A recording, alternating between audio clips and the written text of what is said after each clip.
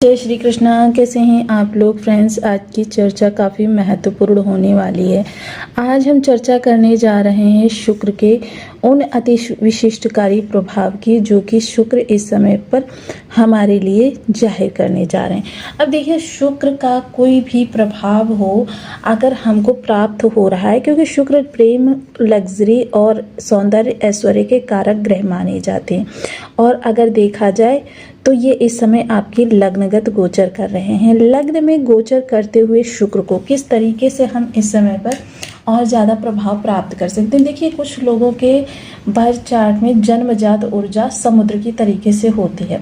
समुद्र से देखिए कितनी सारी नदियाँ निकलती रहती हैं, फिर भी समुद्र को किसी भी प्रकार से कोई फर्क नहीं पड़ता है। लेकिन नदी, अब जैसे जिन लोगों के सामान्य है या सामान्य से थोड़ा सा ऊपर है, ऐसे लोगों के लिए कहा जाए तो ऐसे लोगों के जीवन में नदी के समान ग्रह की ऊर्जा होती है कि नदी से यदि लोटा, 2 लोटा या बाल्टी, 2 बाल्टी या 10 बाल्टी जल निकाल लिया जाए तो नदी को भी कोई फर्क नहीं पड़ता। लेकिन यदि किसी व्यक्ति के पास ग्रह थोड़ा सा टिपिकल है या कम बल के साथ है, तो ऐसी स्थिति में घड़ा या बाल्टी भर जल, आप इसमें से 1-2 लोटा जल निकाल देंगे तो बहुत फर्क पड़ेगा। और जिन लोगों के विषम हैं उनको देख लिए, उनके पास 1 ही लोटा जल है।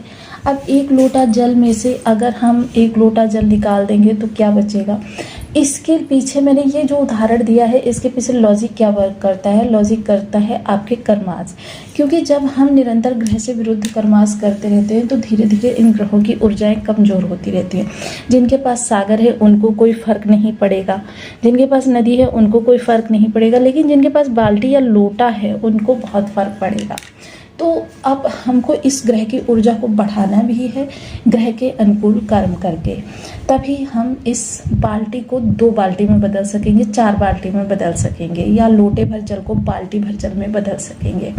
तो शुक्र जो है वर्तमान समय में लग्नगत बैठे हुए हैं, और लग्नगत बैठे हुए हैं ये आश्लेषा नक्षत्र में गोचर कर रहे हैं। और इनके साथ जो युति हो रही है गुरु और बुध की हो रही है।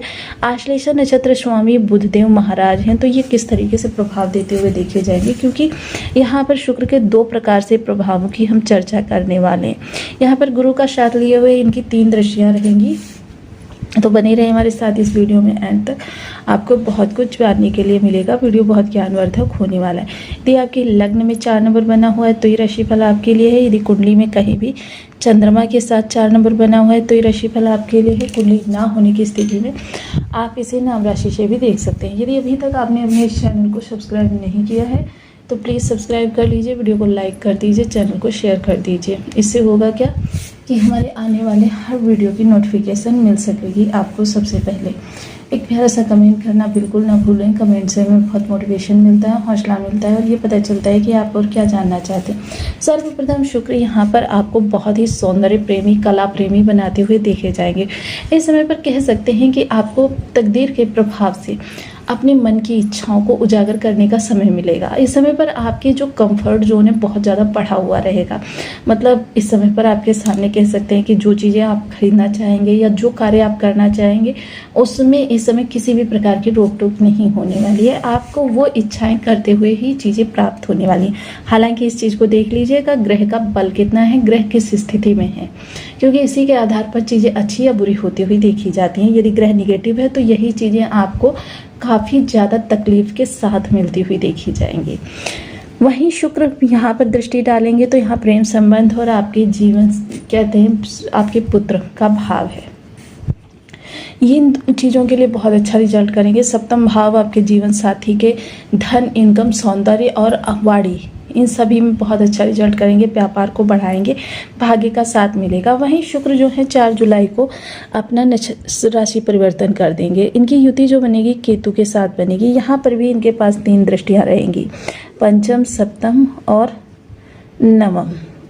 आप केतु के साथ रहेंगे। यहाँ पर नक्षत्र का भी परिवर्तन होगा। मघा नक्षत्र में शुक्र आते हुए देखे जाएंगे। जब ये मघा नक्षत्र में आएंगे तो और केतु का साथ मिलेगा, दोनों ही जो है प्रभाव रहेंगे अचानक वाले। अब शुक्र के सारे प्रभाव आपको अचानक प्राप्त होते हुए देखे जाएंगे। शुक्र का कारक स्थान है।